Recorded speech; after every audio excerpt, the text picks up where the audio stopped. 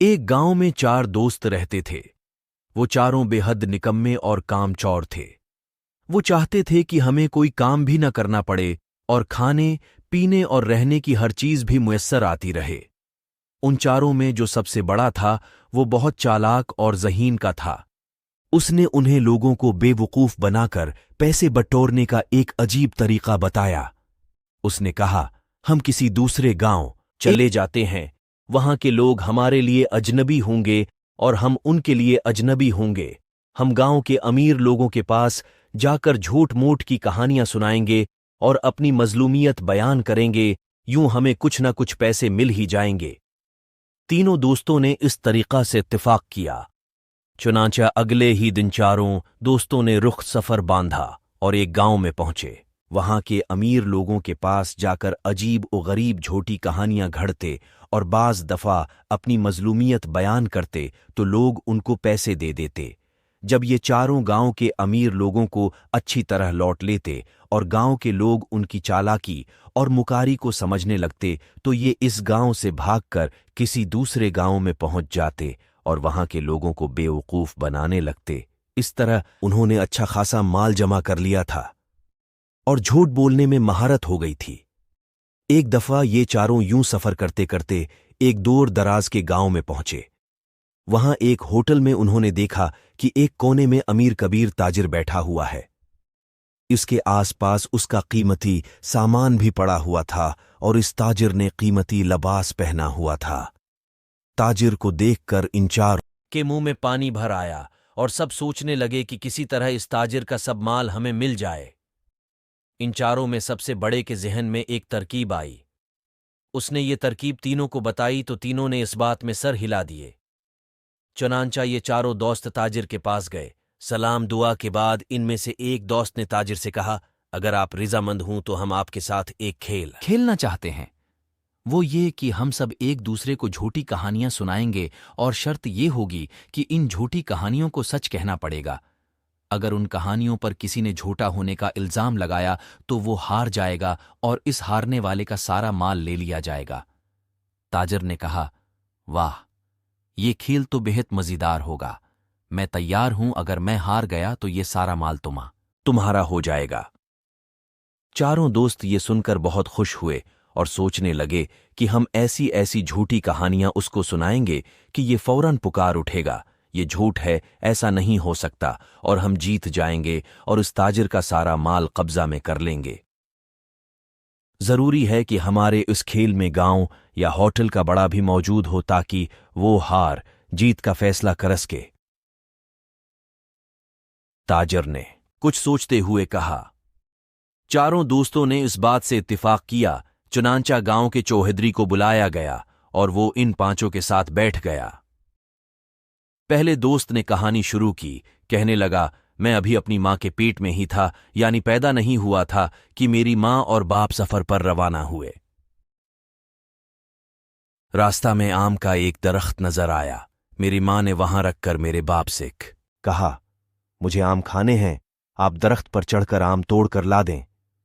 मेरे बाप ने कहा, यह दरख्त किसी और का है और आम भी बहुत ऊपर लगे हुए हैं, मैं नहीं चढ़ पाऊंगा।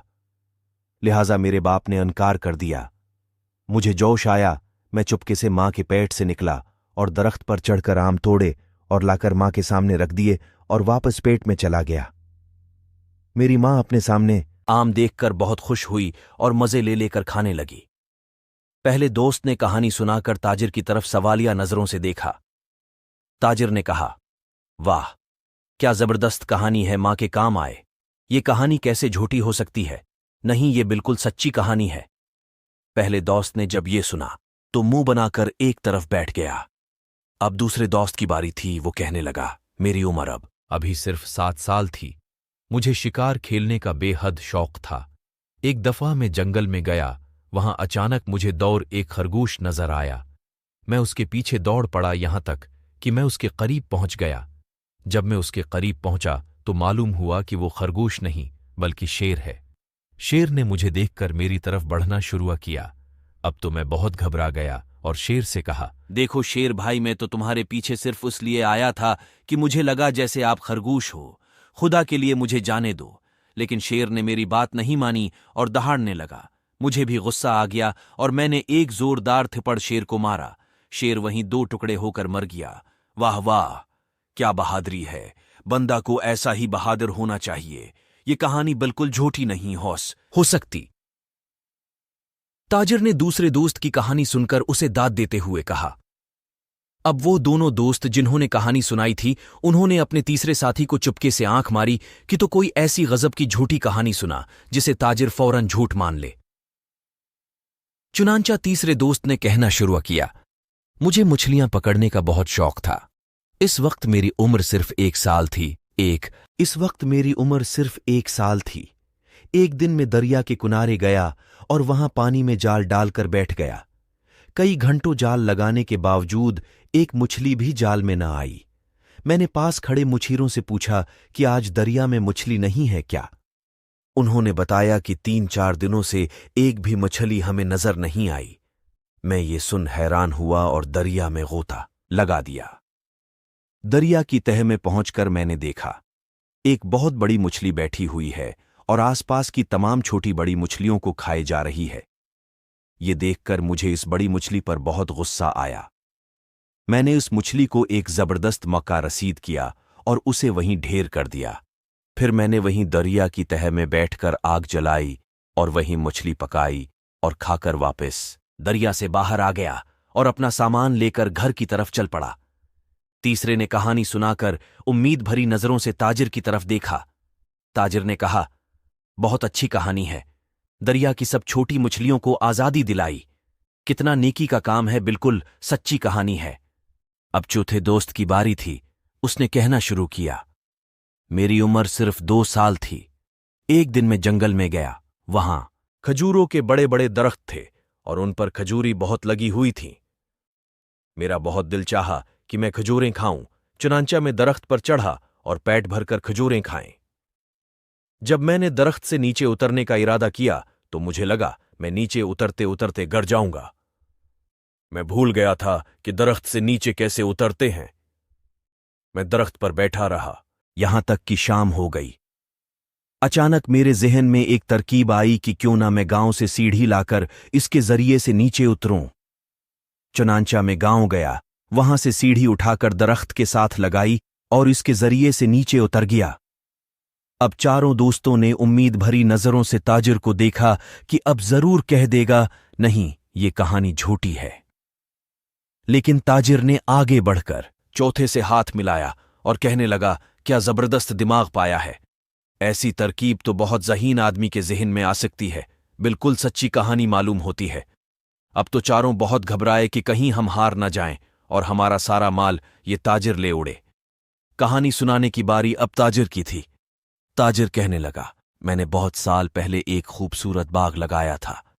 इस बाग में एक सुनहरे रंग का बहुत नायाब दरख्त था। मैं उसकी खूब हिफाजत करता था और उसको रोज पानी देता था, यहां तक कि 1 साल बाद इस दरख्त पर 4 सुनहरे रंग के सेब नमूदार हुए। वो सेब बहुत खूबसूरत थे, इसीलिए मैंने उनको नहीं तोड़ा और दरख्त पर लगा रहने दिया।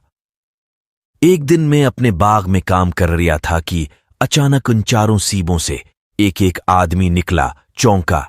ये 4 आदमी मेरे बाग के एक दरख्त से निकले थे, इसलिए मैंने उनको अपना गुलाम बना लिया और 4 को काम पर लगा दिया। लेकिन ये 4 बहुत निकमे और कामचोर थे। एक दिन ये 4 भाग गए और खुदा का शुक्र है आज वो 4 गुलाम मेरे सामने बैठे हैं। ये कहानी सुनकर 4 दोस्तों के उसान खुता हो गए। गांव के चौहद्री ने पूछा, हाँ बताओ, ये कहानी सच्ची या झूठी? 4 दोस्तों के हाथ पांव ठंडे हो गए। ताजिर की उस कहानी को झूठ कहीं तो उनका सारा माल ताजिर का हो जाता है, और अगर सच कहीं तो ताजिर के गुलाम करार पाते हैं। चुनांचा 4 खामोश हो गए, न हमें जवाब दिया और न ही ना मैं। गांव के चौहद्री ने उनको चुप देखकर ताजिर के हक में फैसला कर दिया कि ये 4 तुम्हारे गुलाम हैं। ये सुनकर वो 4 ताजिर के कदमों में गिर पड़े और लगे माफिया मांगने। ताजिर ने चौहद्री से कहा, ये 4 भागते हुए मेरा सारा सामान भी अपने साथ ले भागे थे। चलो मैं उनको आजाद करता हूं, लेकिन उनके पास जो माल है वो मेरा है। चुनांचा गांव के चौहद्री ने उन 4 दोस्तों के पास जितना माल था वो सारा ताजिर को दे दिया। वो ताजिर सारा सामान और माल व दौलत लेकर चला। ये चारों बहुत सख्त पशीमान हुए। उन्हें झूठ की निहायत बड़ी सजा मिली थी। चारों दोस्तों ने तय किया कि वो कभी झूठ का सहारा नहीं लेंगे और मेहनत करके रोजी कमाएंगे। चारों वापस अपने गांव चले गए और झूठ से तौबा कर ली।